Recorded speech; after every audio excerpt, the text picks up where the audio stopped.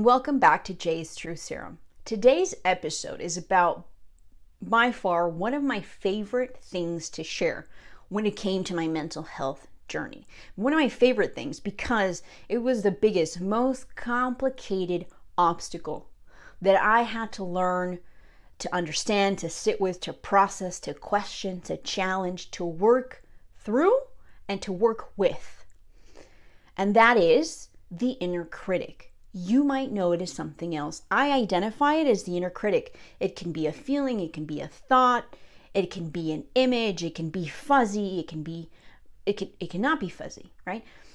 The inner critic for me was this filter that I lived my life through for the majority of my life that kept me feeling like I was not enough in big moments, in little moments, that kept me from pursuing opportunities, it started from me being young, not being able to ask for things, being afraid to raise my hand in class, being afraid to voice myself, to express myself, that kept me later on from work opportunities, from healthy relationships with family, with friends, in romantic relationships.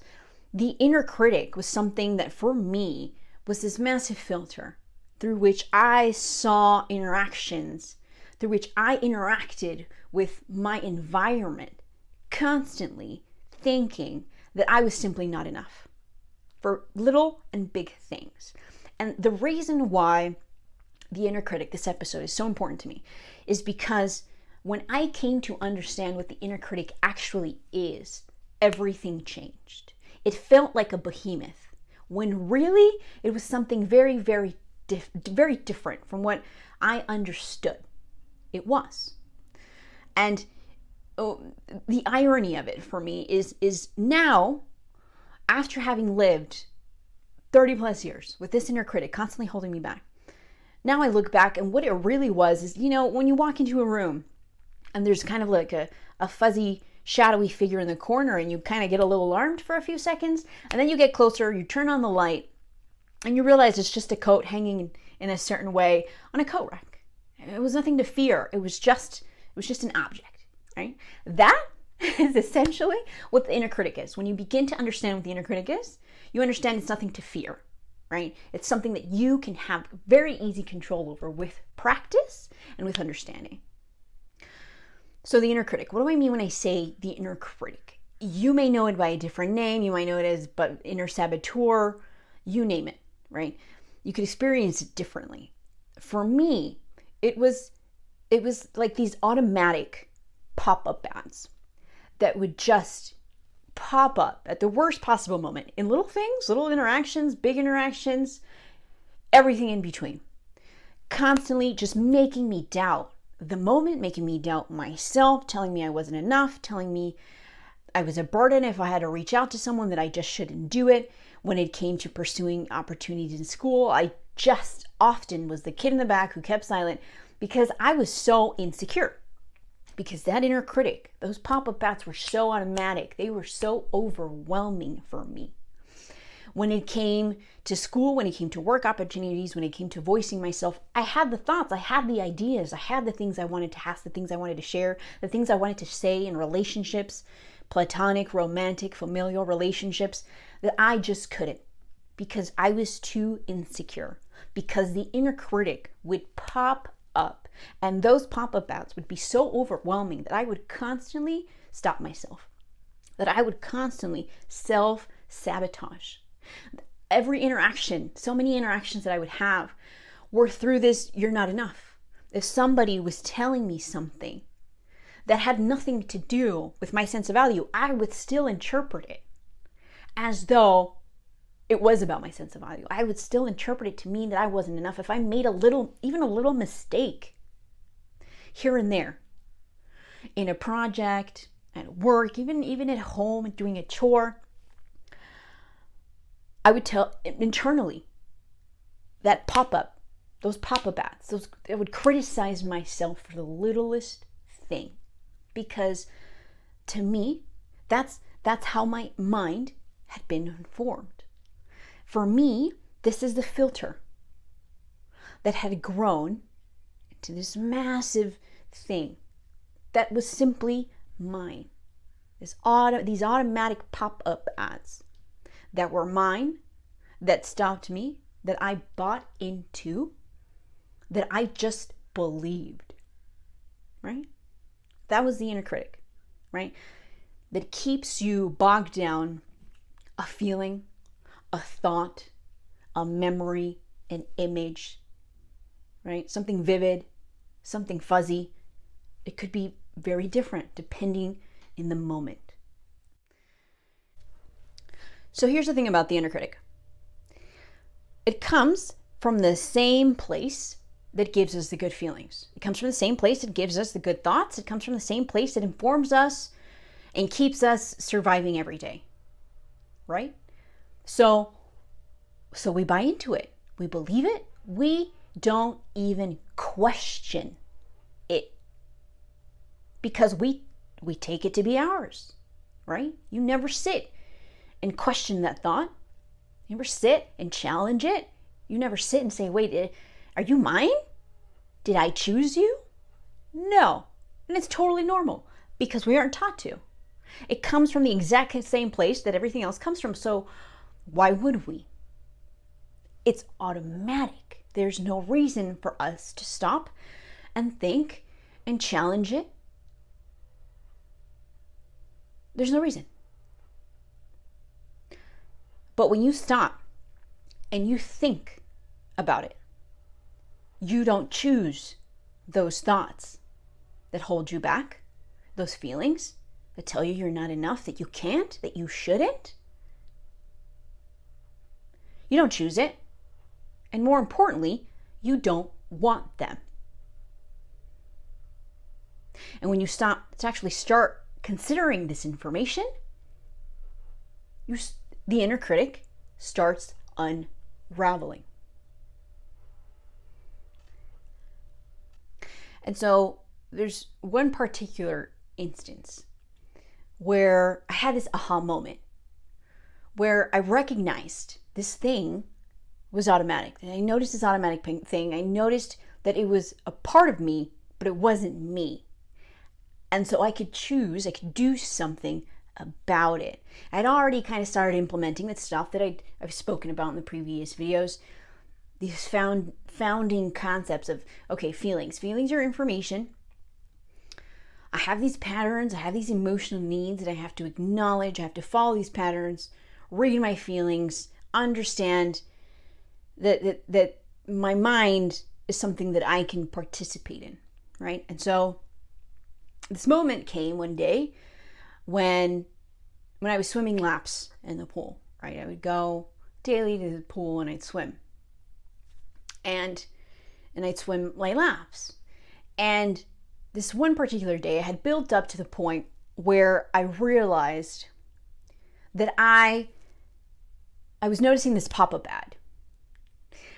And so when I swim backstroke in the pool, I swim backstroke and I'm crooked. I swim crooked. And so I would swim into the buoys that are in the pool that divide the lanes. I'd swim into the buoys. And on this particular night, I noticed this pop-up ad that really had been happening had consistently for my entire life. And this pop-up ad said this word in Spanish that I don't ever use. And that word is pendeja, which translates to stupid, to idiot, right? And on this particular night, after my swim session, I noted it. I noted as soon as I would touch the buoy with whatever hand, this thing would just pop up. And for the first time in my life, I noticed it. I noticed this automatic pop-up ad that just pendeja. As soon as I did it, it would just pop up. And at this point, I had built up to the point where I was working on on picking up thoughts. I was working on, okay, don't be mean to yourself, right? And I noticed this particular thought that it was an automatic response to this mistake. And it was accompanied by feelings that kind of dragged me down, that ruined the moment. I was really into it and I enjoyed my swimming. And then I hit a buoy accidentally, just brush the buoy with my hand, and it would pop up and it would hurt briefly, but I noticed it. And then on my way, on my drive back, at some point after the swim session, I started asking myself, well, wait a minute. I don't ever use that word. I don't ever use that word. I don't ever say it to anyone. I don't ever say it. I don't ever consciously, knowingly say it. So why does it pop up when I'm in this swim session? And so I started thinking about it, right? And I already started acknowledging some of the stuff that I've covered in my past videos, these insecurities, the ways that I'd learned growing up, how to see myself, how I was accepted, if I performed, if I was intelligent, if I didn't make mistakes, right? And so I started connecting the dots, and I just started thinking about it, and I realized the only person in my world that I knew use this word was my father. And so I started connecting, the breadcrumbs, and eventually came to understand, well, wait a minute, it's not even mine. This automatic pop-up ad is really just my mind reiterating something that I'd heard, this criticism that I'd heard from my father. That he would often express when he was joking, when he was mad for no good reason. And he would call me this word. And then I'd already known this word really, a lot of my insecurity stemmed from me just being told I was dumb, not being good enough, et cetera, right? In countless interactions with my father. And in that moment, I had this, this thing that I've been taking, that I've just been buying into, that I've just been believing, you're not even mine. I've been running with it. I've been complying. I've been buying into it. I've believed it. I let you stop me. I've heard you over and over and over and over and over. This little pop-up ad. I've given you a massive stake in here, and I've just let you be. And I never questioned you until today. And it was very, very clear in that moment that was not mine. I did not choose it. I didn't want it. I had heard it. It became registered and associated to my sense of self, to my sense of value, to my sense of safety emotionally, my sense of being accepted, being seen and heard, being validated, being loved. Because if I did not perform, I was a pendeja. And of course, the inner critic for me is much larger than that, and it comes in all these shapes and sizes and all these different thoughts. But that moment for me was definitive, because it was very clear, this isn't mine. I didn't choose it, and I don't want you. And so that aha moment, the process by which I identify that critical thought, what it was, a word, an image, the feelings that came with it, and I acknowledged it. And I did that over and over and over and over again with different critical thoughts, different critical moments, whereby I felt super vulnerable, super insecure. I started tracing back the origin and understanding that none of them were mine, right? I started using information that I have shared in the patterns video. I realized, okay, well, this came from very early interactions.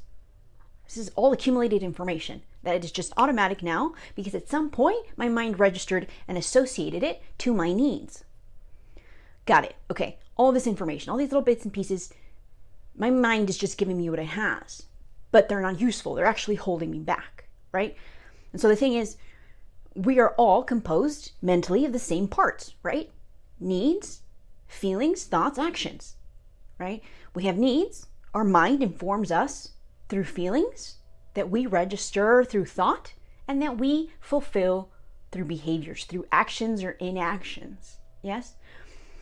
And our mind is a sponge. It absorbs information after countless interactions with our caregivers in our childhood, right? And for the rest of our lives.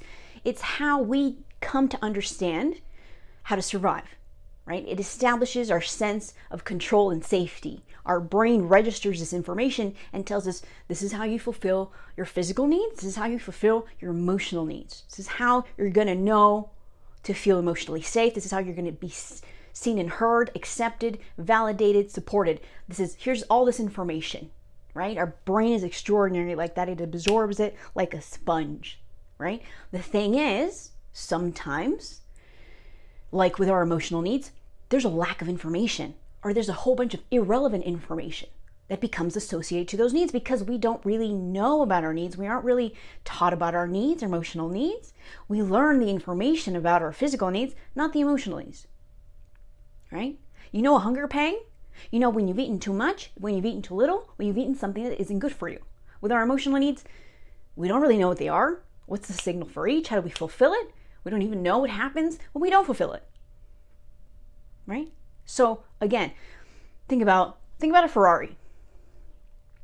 What happens if you try to fuel that powerful piece of machinery with lettuce? It's going to break down. Give it the wrong fuel, it's not going to run smoothly. It's not going to run at all.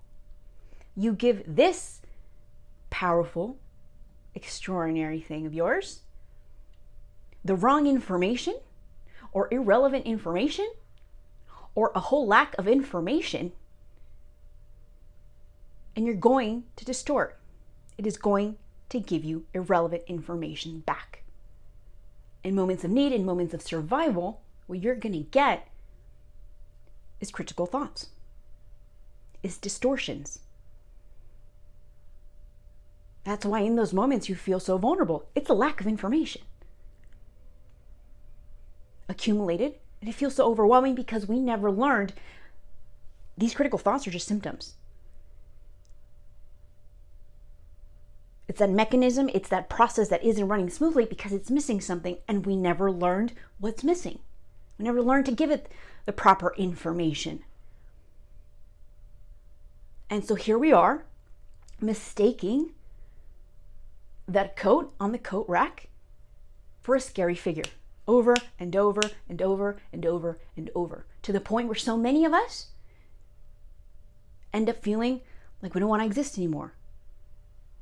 Completely depressed, held back by anxiety, by stress, by overwhelm, you name it.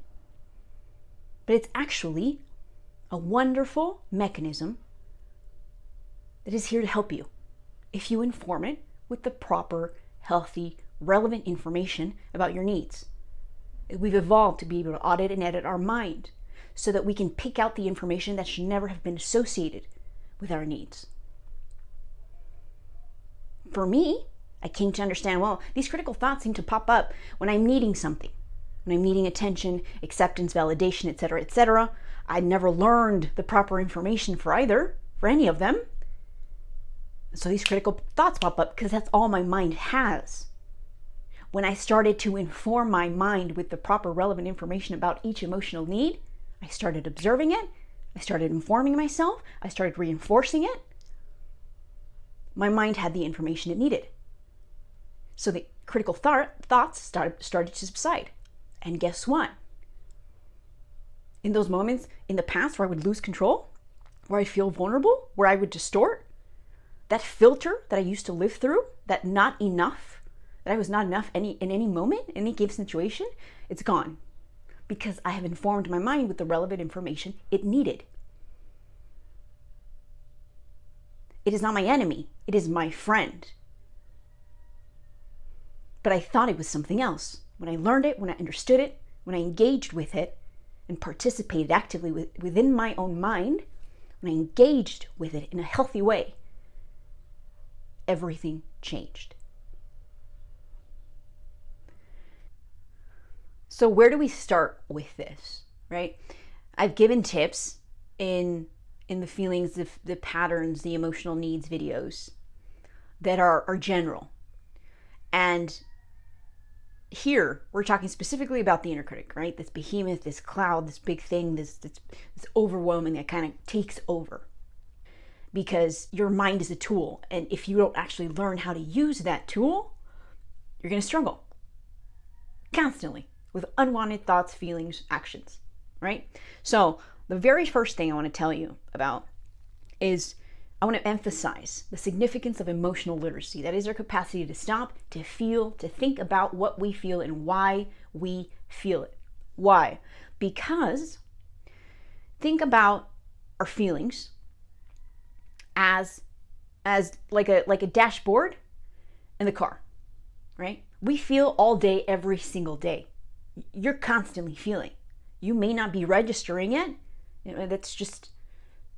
That's a good thing. You don't always have to be conscious of what you're feeling. If you're sitting here watching a video, you're not panicking, you're relaxed, you are feeling emotionally and physically safe, right? We don't have to register it. We only register the difficult stuff, right? And so think about feelings, think about thoughts, think about behaviors, like that dashboard in the car. You see that warning signal pop up, there's something specific you have to address, right? You don't address it, that warning signal is going to stay there. The car might break down depending on what it is. It's not going to run smoothly. There's going to be hiccups, right? And that's going to affect your capacity to use the car, to go and run your errands, etc., right? That's the same thing with what we feel, with these inner critical thoughts. If we don't have the proper fuel, if we don't even listen, those warning signals, the stress, the anxiety, the critical thoughts, they are going to keep popping up. Stop ignoring. Stop distracting. They're messages, they're symptoms. It's information your mind is trying to convey to you. It's about time we start learning how to read them, so that we aren't constantly bogged down and held back by those warning signals. Those warning signals are good. Feelings are good, right? We want those warning signals there. We don't want to constantly be feeling them, but we want to have the capacity for them, so that when it's necessary, our mind tells us, hey, you got to listen to this. Hey, here's some panic. You need to be alarmed. Hey, here's this, here's that, right? But we don't want them constantly popping up, holding us back. No. We've evolved to be able to stop and think and consider what we feel so we can address these things. So emotional literacy, our capacity to stop and think about what we feel and why we feel it. I emphasize that every single video and will continue to do so, because it is the foundation on which the critical thoughts, the self-sabotaging behaviors, that I'm not enough filter, that is how you are able to engage your mind and help set those things aside. The next point, practice gatekeeping. Practice gatekeeping your own mind, your own thoughts, right? These thoughts are so automatic. These critical thoughts are so automatic. They're so easy for us to buy into, because they are informed by piles and piles and piles and piles and piles of information that fed into them. Information that you didn't choose, information that you didn't perceive. Those piles of information are what formed associations. And that's when your mind knows, okay, this happens, let me send this thought out. Those thoughts are fed by a whole bunch of information that's synthesized into that thought. It gets fed to you in particular moments, right? With all those feelings attached, okay? So that's what we are. Our mind, our existence, and our mental existence is just a whole bunch of information. your mind is a massive bank of information. It's brilliant like that, right? So in order to form new pathways, new healthy piles of information, relevant piles of information to become associated to your needs, to get your mind to give you healthy thoughts, right? That help you move forward instead of hold you back. You need to gatekeep, literally, as if you are standing at a door in your mind saying, okay, this thought, you can come through. This thought, you can come through. This, yes. This, no. This is something that takes time. Gatekeeping your mind takes time. Gatekeeping is the only way that I can describe it, because it's literally me picturing myself at a door, allowing certain things to come into my mind and not allowing certain things to come into my mind. You can call it whatever you want. Okay? So, gatekeeping. It, for me, started with just noticing the thoughts, right? Because this is all labor. This is all labor that you have to learn to do, that we weren't taught. For me, it started with just noting when I was being mean to myself, when I had a critical thought, when realizing, okay, you're not mine. No, wait, I don't want you. I don't want this. I don't want you. I don't believe you. Right? Just noticing. It built up to me being able to stop the critical thought somewhere in the middle, somewhere in the beginning, somewhere in the middle. Didn't let it finish. Didn't let the critical thought finish. I knew it was coming. I could feel it. Didn't let it stop. Right? Because I wasn't buying into it anymore. Don't align yourself with it. Don't align yourself with the thought. Don't just go with it. Don't run with it. Right? It is not yours. It's not something you choose. It's not something you want. Don't buy into it. Don't even let it finish. That, for me, built into not letting the thought pop up. I knew it was coming because in certain things, I knew in certain mistakes, that critical thought would just pop up. I didn't even let it happen. It built up to that. Gatekeep your mind. Don't even let that thought arise. That practice, that process seems insignificant, but it's not. It's a lot of emotional labor. You're actively engaging in your own mind. You're actively participating. It's like going to the gym, right? Somebody can lift the weight for you, but you're not going to gain the muscle. You have to participate actively in your mind to change these thoughts. The inner critic isn't going to go away on its own. It was built up without you choosing. You didn't choose it. It's not your fault. But changing it, helping it set aside, so your mind is a safe place, a good place, a healthy place for you to simply live your life, is going to take you actively participating. You have to lift the weight mentally to gain that muscle, to make that difference. It causes a burning sensation. It may feel uncomfortable, but you will learn. You build into it. It gets easier with practice. But gatekeeping is essential. It may look different for you. What I described is how it works for me. It was a literal being conscious of, okay, this thought, no, don't believe you, challenging it, not letting it happen, separating it from myself. This thought is happening, it's not mine, I don't want it, visualizing it as something separate than me. Made it concrete in my mind that it wasn't mine, it didn't come from me, I didn't want it, and I wanted it to go away. All of those little bits and pieces, whatever process you might pursue in this endeavor is valid. It's all emotional labor. You are creative. You don't have to do it the way that I do it. The point is, if you don't want it, you can get rid of it. So do whatever version of gatekeeping works for you. This next one is something that I still use. Something that really helped me practice emotional literacy, something that helped get me into the mindset of gatekeeping, something that I still use often. And this is something that I would say in my mind, just to kind of get me into the right place, into the right mentality, to step out of all of the stuff that was happening, right? To kind of find a clearing in all the stuff that's happening. And that is, I say to myself, okay, this is what I feel. This is the overwhelming thing that I'm feeling right now. This is what I want to feel. And in that moment, to find that clearing, I step out of okay, this is what I feel. This is what I feel. I'm not going to buy into it. I'm not going to run away with it. I'm not going to just let that bubble grow. Right now, I need to find a clearing, right? To even get into the mentality of emotional literacy and gatekeeping. So I want to focus on what I want to feel. What do I want to feel? Joy, happiness, peace, calm, tranquility, whatever it is. Find it, think about it, create a bubble, create an image, visualize it, see it, think about it. Is it a scent? Do you have to put a song on?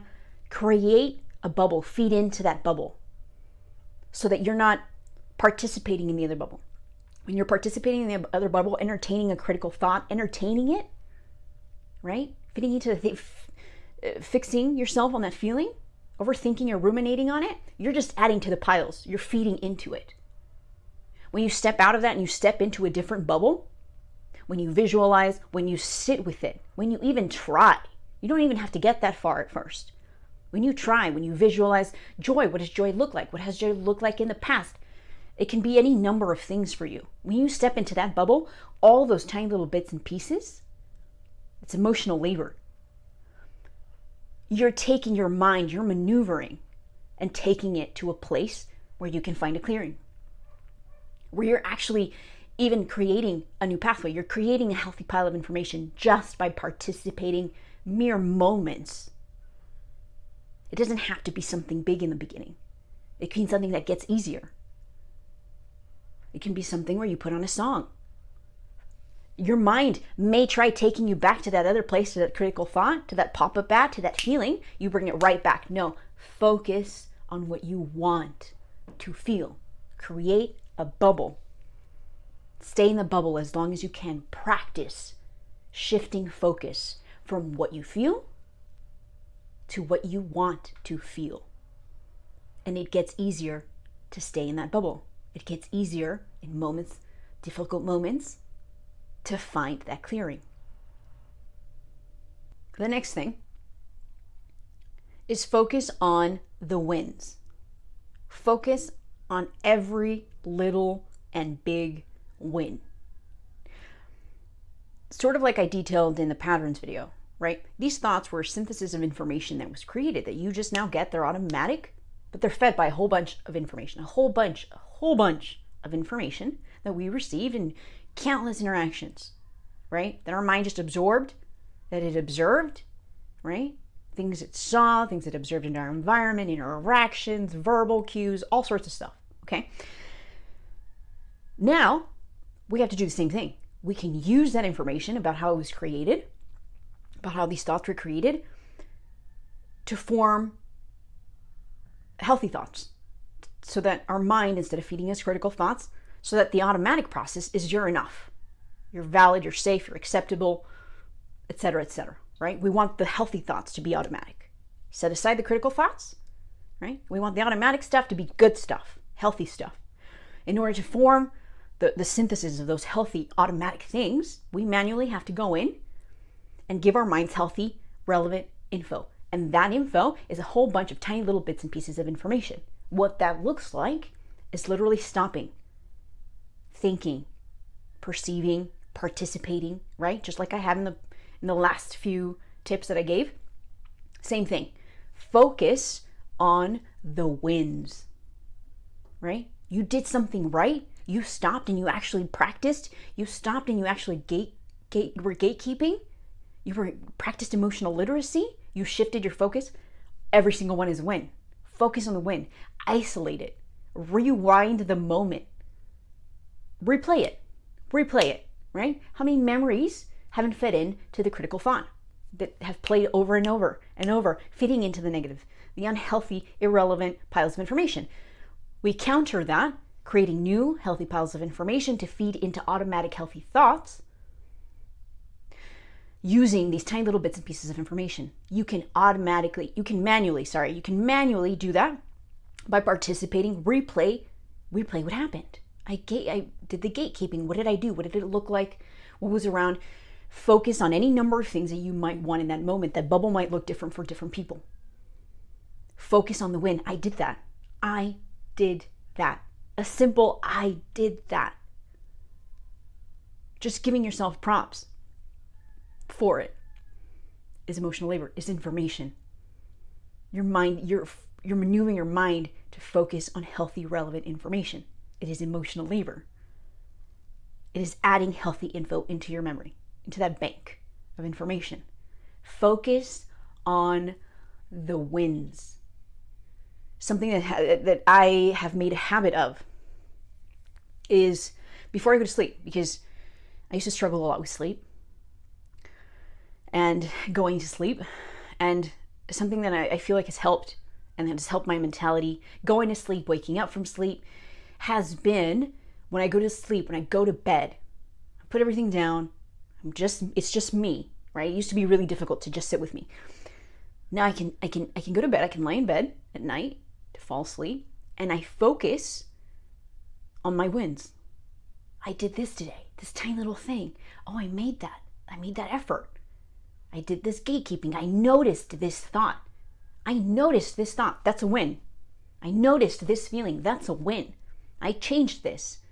I focused on what I wanted to feel. That is, every single one of those is a win. It is information. You're actively participating. You are noting it. You are adding it to the massive bank of information. You are creating new, healthy, relevant info. It all matters. Give yourself those wins. Lastly, this was something that was really hard for me to implement at the beginning because of my history of self-sabotage, of feeling like a burden, of not being kind to myself. I'm not accepting myself, not loving myself. And that is practice self-compassion. I heard practice self-compassion and so many times throughout my mental health journey. And at the beginning, for a very long time, I fought it. I cringed. I didn't like it. I brushed it off. Until I realized that the reason I brushed it off is because I didn't feel loved. I didn't feel lovable. I didn't feel enough. It was far easier for me. It was my safe zone. It was easy to be mean to me. It was easy not to give myself love. It was easy not to be easy on myself. It was easy to be mean to me. Self-compassion was so foreign to me. Self-compassion was so foreign to me that it was easy to just dismiss, like, oh, cringe, you know?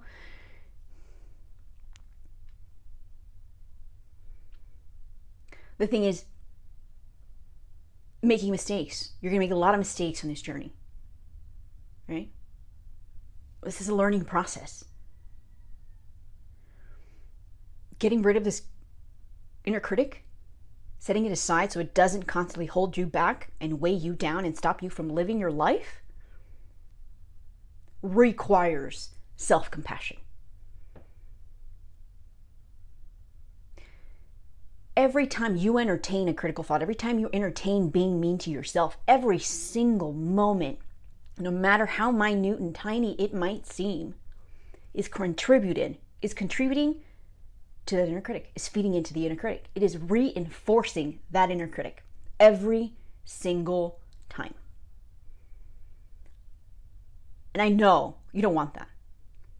You don't choose it. It is not yours. You want better. To do it, you have got to practice self-compassion. For me, that meant every time I made a mistake, and that little, oh, you're so dumb, oh, you're this, oh, how did I not understand?